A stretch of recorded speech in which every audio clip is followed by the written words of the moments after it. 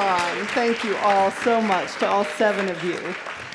And now we are going to close things down. And to help me do that, I'm going to turn to my partner, Karim, and ask him to kick off.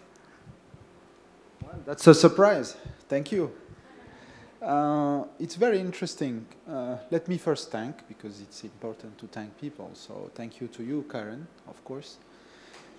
Thank you to the participants. Thank you to the speakers, to the emerging leaders, to all of you, to your trust, the confidence we've been able to establish together, GMF. I think it's important.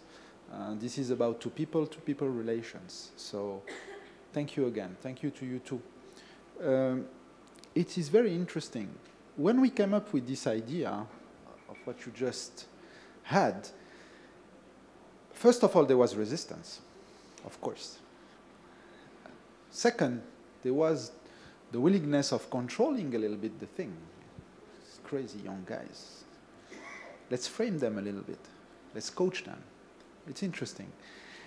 I'm also very then it happened. And you know, we had a format last year. This format was freer, I would say, than last year. And next year, maybe you'll be sitting here and we will be all sitting here. It is very interesting, the format you choose was not a format of a debate. One after the other, you came on stage and said what you had to say. Debates are more, you know, you stood for what you had to say here. It's very interesting. It's one other sort of debate, everybody speaks, there's a moderator, so it's very interesting. And I see our role as being exactly this one, opening spaces to combat status quo, which is killing us day by day. There's maybe a life curve of our capacity to take risks and to assess the risk-return ratio that is very different at 20, 30, 40, etc. So maybe we should try to bias the natural evolution of things by putting younger people in the driver's seat, because this is just the way things are. And at OCP Policy Center, we see really ourselves as opening spaces for these things to happen. And we're very happy that the GMF as well sees this way also. And I think in the end, it was a very low-risk, high-return conference, I think, in fact. And we're getting a lot out of it, ideas, future cooperations, and new adventures with all of you. So please, don't hesitate. Don't cut the channel of communication. We want to stay in touch. We will try to structure that in a way, but we also need your energy. There is so much energy we can create together, but we need also your energy into that, you know, what we're trying to achieve here, which is exactly what we had over the last 3 days. I don't want to come back on the substance of discussion, but dialogue, understanding, trying to, you know, to create a better world, you know, respond to the challenges of development in Africa. How can we converge together? You know, let me tell you what would be my dream. My dream will be to have a fully connected world on commodity trade, on goods and services, of people moving back and forth and working in the same direction to converge the income per capita. If you allow me, that's not the perfect indicator of well-being. I know we have, you know, people that care about the planet. Let's say a corrected indicator of income per capita or happiness, or you know, take it as you want. Converging all together, and we will all gain. This is not easy. This is not easy. When you had experience in international relations, you had experience in the private sector, etc., it's not easy to align interests. It's very difficult. But we want to be optimistic, and we will continue to do that. And we are very serious about creating space and being able to let go.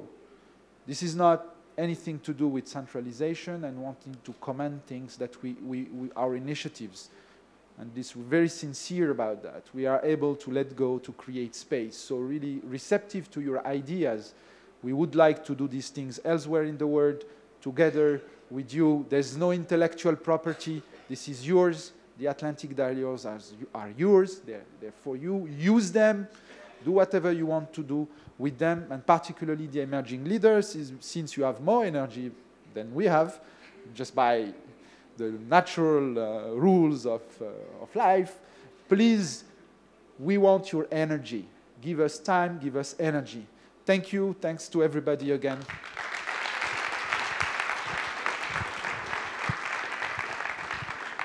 I'm just going to say Karim has a lot of energy. I want to thank everybody in this room, because it's the participation of everyone here that's led us to have the success we've had over these past few days. And it's been a real privilege to host the high caliber of speakers and panelists and participants, including the emerging leaders that we've had over these past days. So thanks to everyone in this room. And my special debt of gratitude goes to our indispensable partner in this, which is the OCP Policy Center. And that very much has to do with the leadership of Dr. Tarab. He was the one without whose close partnership we would not have been able to put this on. So a major tribute to him. And that day-to-day relationship has been carried forward by Karim and his amazing team. And as you can all imagine, it does take a small village to put on Atlantic Dialogues. So thanks to Karim and his team for the wonderful cooperation in bringing this about.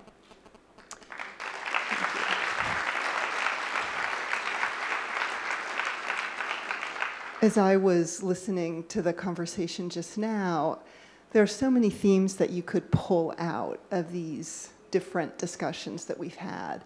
But one of them that sticks with me is how I think in every session there was a theme, whatever the issue was. Some people saw in that issue opportunity and other people saw obstacles.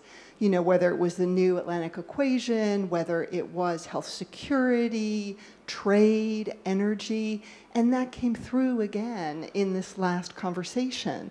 You know, the comment about youth, some people see youth as a problem and other people see youth as an opportunity. And then the comment about this generation being the bridge to the generation before them on diversity and technology. And I think that duality of how all of these issues hold in them both opportunity but also risk and obstacles is a really good basis for us to think about how we carry this conversation forward. Because I think there's a consensus in the room that what we'd like to do is create more opportunity. And so as we think about continuing this dialogue, that certainly should be one of our goals. And I think we'll be better able to reach that goal if when we come together next time, we can bring even more diverse voices to the stage as we try to manage the challenges in our community. And as you know, for me, this is the first Atlantic Dialogues that I've been to. And I don't know if I can authoritatively say this is the forum where people can come together and think about the list of challenges and opportunities that we face in the wider Atlantic.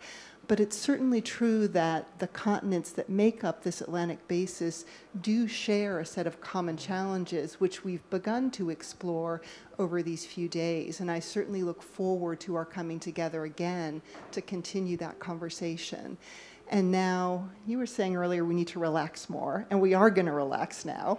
And I want to invite everybody to the closing reception, which will take place on the patio where we had dinner last night. And I'm hoping that lots of you will be joining us when we go to the souk later this afternoon. So, to be continued. And with that, I am going to thank you, say safe travels, and pass the mic to the chair of my board. No, I'm not going to give a speech, but Karen is our new president, and this is her first big forum. She's been with GMF before, but I think you can see that with the result of her, the team, Ian, I won't go through all the names. There's been a lot of work on behalf of OCP, but Karen is our new leader. I think you will all say really deserves a big round of applause and a big thank you.